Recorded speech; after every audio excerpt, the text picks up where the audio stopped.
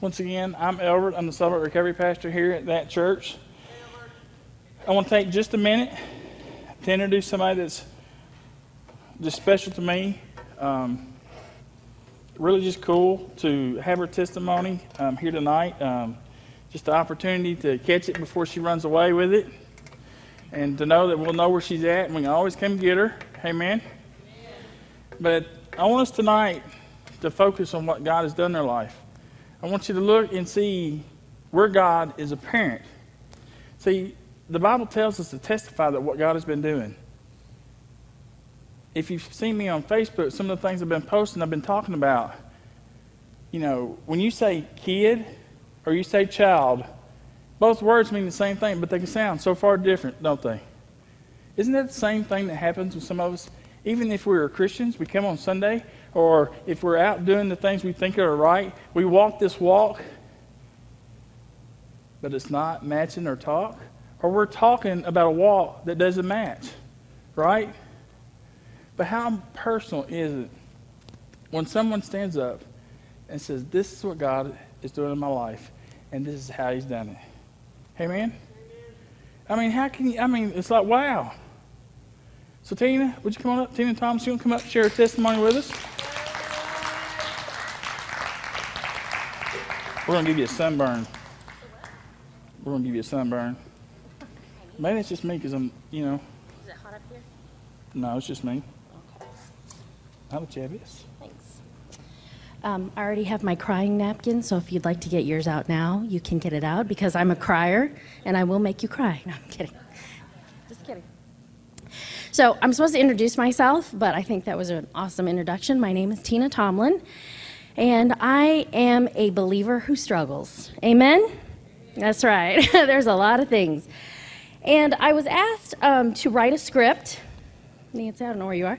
I was asked to write a script, and I'm going to do my very best to stick to the script. But I can't, probably, because I love to talk. But I'll do my best. I'm more nervous than I thought I was going to be. And I talk to y'all every Sunday or on Facebook or phone calls so many times a day from my close friends. But I'm nervous today for some reason. I'm going to try not to be. All right, so I'm going to read this, and if you have any questions, just ask me later. Okay, thanks. Like most people who grew up with abuse, be it emotional, physical, sexual, etc., I went through it all. I both internalized my hurts as well as perpetuated the behavior. For many, many years, I allowed myself to manifest my hurts through anger, depression, and manipulation. I'm very ashamed that I allowed myself to live in that space. The emotional roller coaster of joy, from joy of putting others down, then regret it afterwards, just that wore very heavy on me. I was a typical mean girl. I was a mean girl. My anger was easily ignited and my words cut very, very deep. I hated myself. I felt that I didn't deserve anything good, and because of that, no one else did either. So many days I existed in the darkness of my depression and sought redemption in the arms of others and sometimes strangers. I led a very, very superficial life. I was just existing, I wasn't living. And that was my day-to-day. And that's what I thought was normal.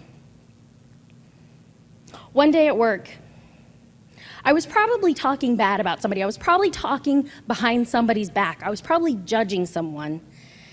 And my coworker, who's always smiling and nice and everything, you know, one of those people who's always nice and cheerful, I said to her, Jill, how is it that you're so nice? And her answer now seems so simple, but then seems so difficult. She said, I go to church. And I didn't quite know, I knew what the words were, but I didn't know what it truly meant. My family didn't go to church. My grandmother used to go to church. And it was a small church, a small Midwestern church where there was probably maybe 10 pews, and you had to wear uncomfortable clothes, you know, that was itchy and gross, and you had to be quiet and sing really boring songs. That's what I knew as church. But my parents didn't go to church. Sunday was the day we slept, right? You cleaned house on Saturday, and you slept in on Sundays. So my perception of church was just that, being stuffy and judgmental. I was already judgmental. Why did I need to wake up early on Sunday morning to be around other judgmental people? I was probably hungover anyway, so I just slept in. But that following Sunday, I went to church with Jill. It was really great. I went to Mercy's Cross in Conway. And I remember I was really nervous too, because I knew that I was going to be judged, right? Because that's what happens at church. So I thought at that time. This was just 2 years ago. But I felt like I found something. Have you ever experienced something and realized, wait, that was the thing that I was missing that I didn't know I was missing until I found it? Have you ever felt that? I felt that. And I cried. And it was around people who was wearing jeans, so it wasn't stuffy, and I was happy. I felt good about going, but I was still very guarded. But I got over myself, I got over my pride, and continued attending Mercy's Cross here in Sherwood. I would always sit in the very back. I still sit in the back today because that's where the vent blows really good. But back then, I would sit in the back because it was nice and dark, and I could be by myself. I sat silently every week, and I was still existing in that pool of self-pity. I was still experiencing bouts of rage. Even though I knew I needed to come every week, I still felt it. Then I decided to research this thing called Celebrate Recovery. So I got on the website and I checked it out. Hurts, habits, hang-ups. And I thought, I got that. I can do that. That's me. Surely that website was dedicated towards me. So I decided to come. I emailed Albert, and I was like, hey, can I come to your thing? Through email. And he's like, sure, come on. So I walked in the door when we had the CR Center. I was like, okay, I'll be there. And I didn't want to come and eat, because I didn't know. What am I supposed to come and eat with people I didn't know? This is not a place I would have been to. So I came and ate, and I sat down, and I was really, really nervous. And I thought, here's another place I'm going to be judged, right? Because that's what church does. That's what church people do. They judge. So I thought. I said my hellos. I said my pleasantries. I sat down. I stood up and clapped when I was supposed to the music. But all the while, I was thinking, what's wrong with her? And what's wrong with him? And what are all these weirdos doing here? Is that okay to think that? I think it's okay to be nervous. But I was perpetuating that judgmental behavior. I really needed to be at CR. I was CR. And then the principles, as they're posted up, right? Now, if you're a first-timer and you hear everyone chanting along, happy are those who, that sounded kind of brainwashy chanting, didn't it, the first time? It's all right to say so, because I thought so. I was like, why are they all chanting? I thought it was weird. But again, I used to be judgmental. I used to be, but I'm not anymore, right? No. Eventually, the question of what's wrong with that person and what's wrong with that person turns into what's wrong with me. I'm not perfect. I don't got this like I thought I did for many, many years of my life. Through the weekly large groups and breaking it down to the smaller groups, I began to open my eyes. I met other people just like me. I met other people who had the same struggles that I did. I met other people who got mad. I met other people who were depressed. I wasn't alone. And you know what? I was welcomed. Flaws and all, I was welcomed. And that felt pretty good. I didn't know that's what I was missing. Eventually, I thought to myself, this God thing isn't so bad. I became friends with people here, my peeps, and I started getting involved in the ministry.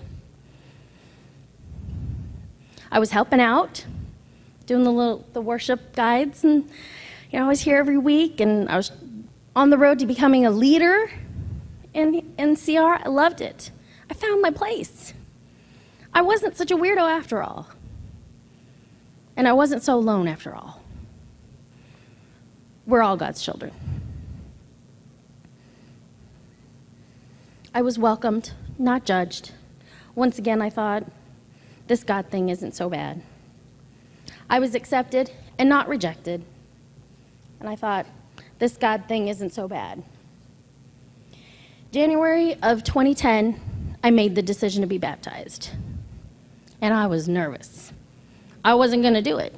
Up until probably that afternoon, I wasn't going to do it. Because I was still worried about being judged. I was worried about turning it over to God, turning it all over to God. Because I had lived 40 years of my life handling it myself. But I knew that's what I needed to do. Albert baptized me.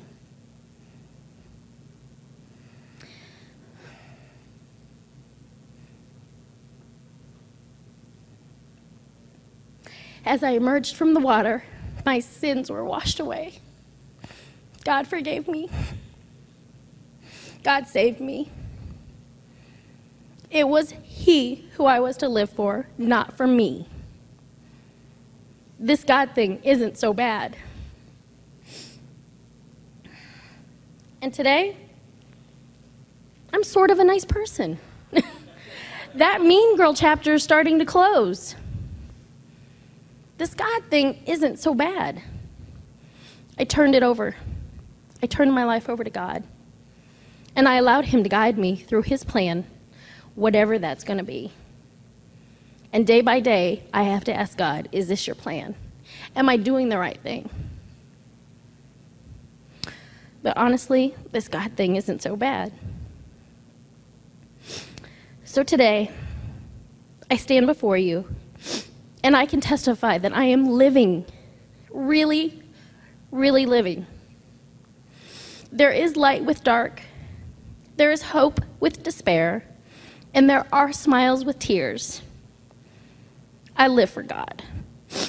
Certainly, I make mistakes. And boy, I got to tell you, I make some whopper of mistakes. I feel like I don't even deserve to be standing here because I was not a good person today. I can think of 10 instances where I would be embarrassed that you knew about. But I know God's forgiven me.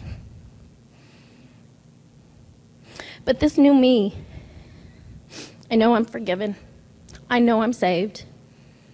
And you know those books, those 4 dummy books, the Bible is life for dummies.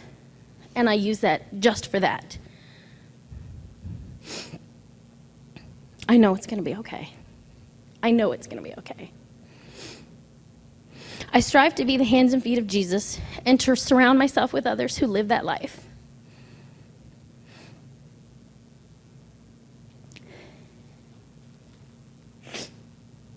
Through Christ, I have been given a new life, a great new life. As you know, I have 2 wonderful kids because of God, through the grace of God. I have 2 great kids. Now, of course, they kind of make me mad sometimes, but they're great kids. That's God. That wasn't me. These kids need me. Not only for the basic needs, but to be the spiritual leader. And that is what I am living to be.